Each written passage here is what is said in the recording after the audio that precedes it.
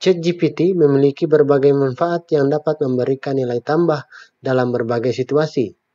Berikut ini adalah beberapa manfaat utama dari ChatGPT. Yang pertama, bantuan dalam menjawab pertanyaan. ChatGPT dapat memberikan informasi dan penjelasan mengenai berbagai topik, baik yang umum maupun yang khusus. Anda dapat mengajukan pertanyaan dan mendapatkan jawaban yang relevan dan terpercaya. Yang kedua, dukungan dalam pembelajaran. Jika Anda sedang belajar suatu mata pelajaran atau ingin memperdalam pemahaman tentang topik tertentu, ChatGPT dapat memberikan penjelasan yang jelas dan membantu Anda memecahkan masalah yang rumit. Yang ketiga, pengganti konsultasi ahli. Jika Anda tidak memiliki akses langsung ke ahli dalam bidang tertentu, ChatGPT dapat memberikan nasihat dan panduan yang dapat membantu Anda dalam mengatasi masalah atau mengambil keputusan yang tepat. Yang keempat, pencari inspirasi. Jika Anda membutuhkan ide baru untuk menulis, merancang, atau menciptakan sesuatu, ChatGPT dapat memberikan sugesti kreatif dan memberikan dorongan dalam proses kreativitas Anda. Yang kelima, asisten pribadi. ChatGPT dapat berperan sebagai asisten pribadi yang membantu Anda mengatur jadwal, memberikan saran, mengingatkan Anda tentang tugas penting, atau bahkan menjadi teman virtual yang menyenangkan untuk berinteraksi. Berdasarkan 5 manfaat tersebut, menjadikan ChatGPT ini adalah sebuah tools yang wajib yang harus kita pahami cara penggunaannya.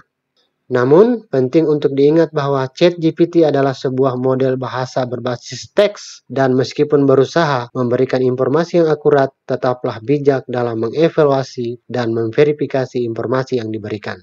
Bagi kalian yang ingin mencari tahu apa itu ChatGPT dan bagaimana cara menggunakannya, maka dipastikan kalian sudah berada pada video yang tepat. Oleh karena itu, tonton video ini sampai habis dan jangan di-skip. Sebelum kita membahas apa itu ChatGPT dan bagaimana cara menggunakannya, jangan lupa like, komen, dan subscribe, serta aktifkan lonceng notifikasinya agar kalian semua selalu mendapatkan informasi ataupun notifikasi ketika saya mengupload video-video terbaru. Selamat menonton!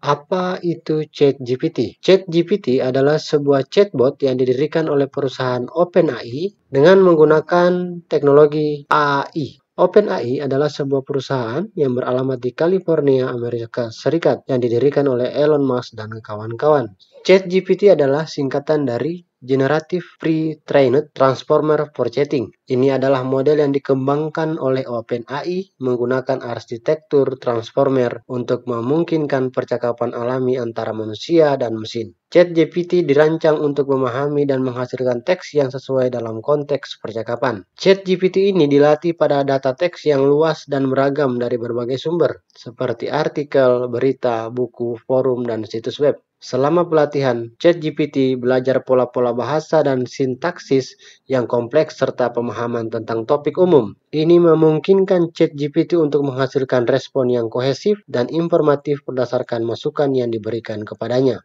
Dalam implementasinya, sebagai chatbot, ChatGPT dapat digunakan untuk berbagai tujuan termasuk memberikan informasi, menjawab pertanyaan, memberikan saran, dan terlibat dalam percakapan interaktif dengan pengguna. ChatGPT ini berfungsi sebagai alat komunikasi yang menggunakan pemrosesan bahasa alami untuk mencoba memahami dan merespon masukan teks pengguna.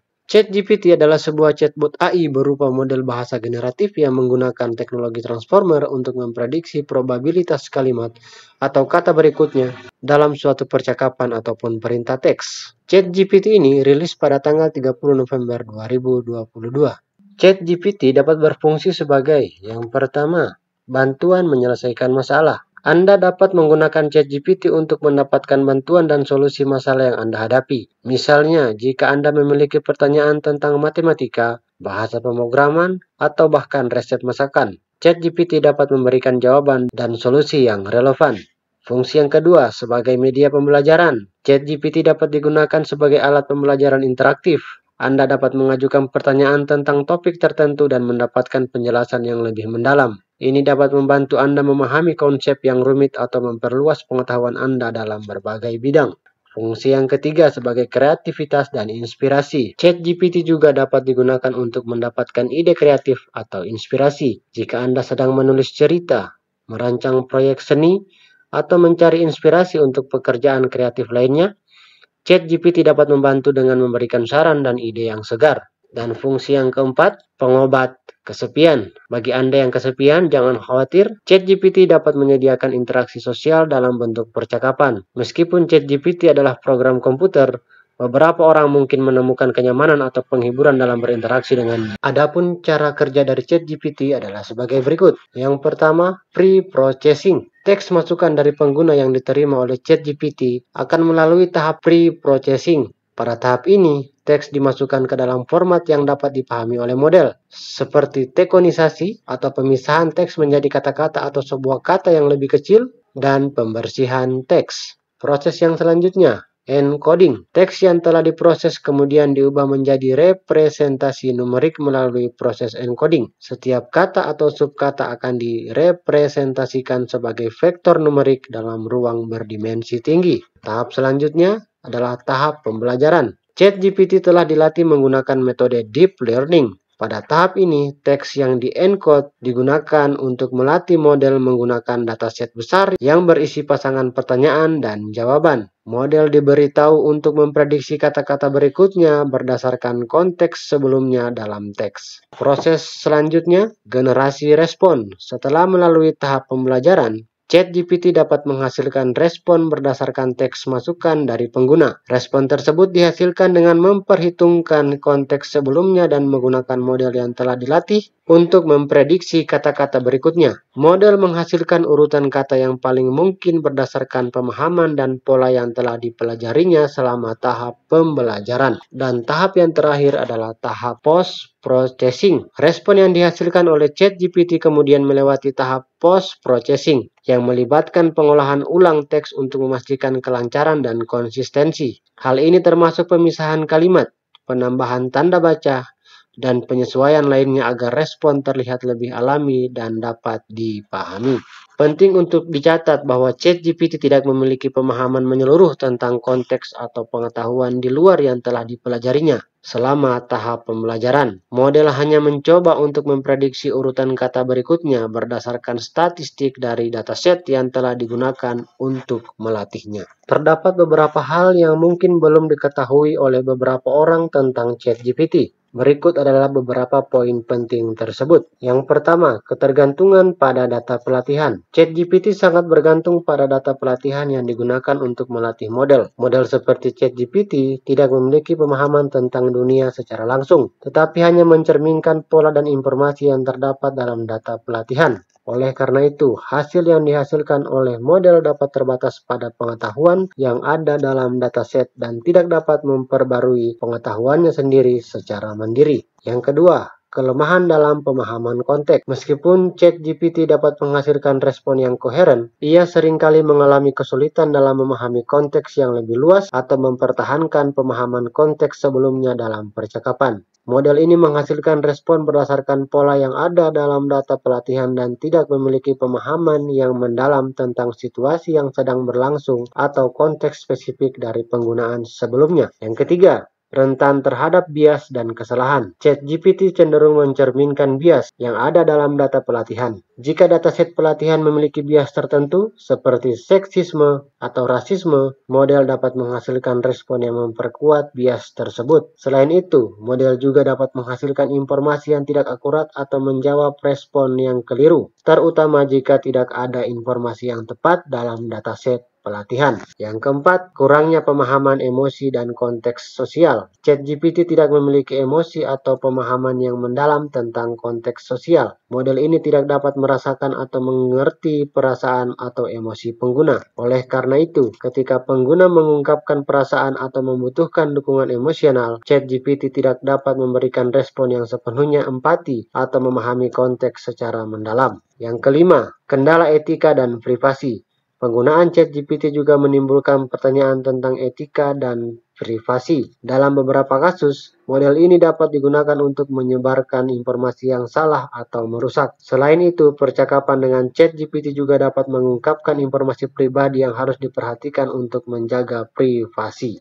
Catatan penting adalah pemahaman tentang keterbatasan dan potensi risiko ini penting dalam menggunakan teknologi seperti ChatGPT dan perlu untuk selalu melakukan evaluasi kritis terhadap hasil yang diberikan oleh ChatGPT ini.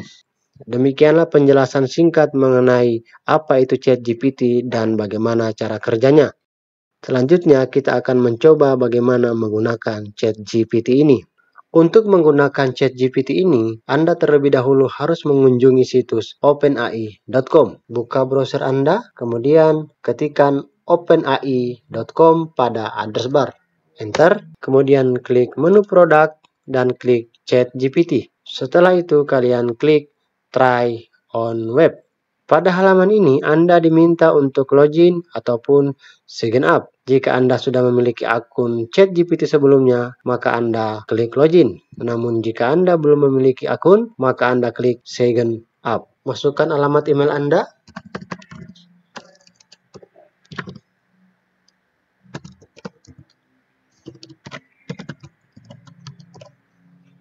Continue. Kemudian buat password.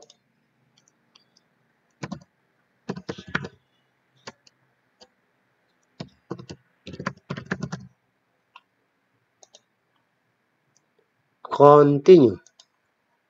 Di sini kita diminta untuk membuka email yang kita masukkan sebelumnya untuk melakukan verifikasi. Jika kalian sudah berhasil melakukan pendaftaran akun ChatGPT, maka kalian akan diarahkan ke halaman ChatGPT. Halaman utama dari ChatGPT adalah seperti ini. Di sini kita sudah bisa menggunakan ChatGPT. Kita sudah bisa bertanya, berkonsultasi, berdiskusi dengan ChatGPT. Caranya, pertanyaan konsultasi kalian masukkan di kolom send a message ini. Misal, kenapa saya selalu gagal? Tekan enter. ChatGPT akan menjawabnya seperti ini. Jika kita ingin respon ChatGPT ini kita hentikan, kalian klik stop generating. Respon dari ChatGPT sudah selesai. Sekarang kita lanjutkan kepada pertanyaan selanjutnya yang berhubungan dengan pertanyaan pertama kita tadi. Lalu, apa yang harus saya lakukan? ChatGPT pun akan memberikan jawaban sesuai dengan pertanyaan-pertanyaan kita. Dan respon dari ChatGPT telah selesai. Selanjutnya, kita akan meminta ChatGPT ini untuk membuat surat lamaran kerja. Buatkan saya surat lamaran kerja di perusahaan PT XYZ. Kita enter. ChatGPT akan memberikan respon seperti ini. Selanjutnya, kita akan meminta ChatGPT untuk membuatkan soal ulangan. Buatkan saya 10 soal pilihan ganda dengan 5 opsi jawaban. Materinya tentang jaringan internet. Kita enter, kita tunggu respon dari ChatGPT. Secara otomatis ChatGPT akan memberikan saya 10 soal pilihan ganda dengan 5 opsi jawaban yang berkaitan dengan jaringan internet. Kita tunggu hingga selesai. Baik, respon dari ChatGPT telah selesai. Contoh yang terakhir adalah kita akan meminta ChatGPT ini untuk memberikan informasi mengenai sosok seseorang. Siapakah Aziz Al-Jufri? Enter. Baik, respon dari ChatGPT, maaf, tetapi saya tidak memiliki informasi tentang Aziz Al-Jufri. Namun jika Aziz Al-Jufri adalah seorang yang tidak terkenal secara umum atau tidak memiliki cukup informasi publik yang tersedia, maka kemungkinan besar dia adalah bukan tokoh publik yang luas dikenal. Baik, sampai di sini dulu video tutorial kali ini. Ada satu pertanyaan dari saya buat kalian semua dan tolong jawabannya ditinggalkan di kolom komentar. Pertanyaannya adalah, apakah ChatGPT ini bisa menggantikan suatu pekerjaan atau bisa menggantikan posisi manusia di masa depan? Silahkan tuliskan jawaban Anda pada kolom komentar. Demikian, jangan lupa subscribe dan aktifkan lonceng notifikasinya, serta like video ini. Sampai jumpa pada video-video berikutnya. Wassalamualaikum warahmatullahi wabarakatuh.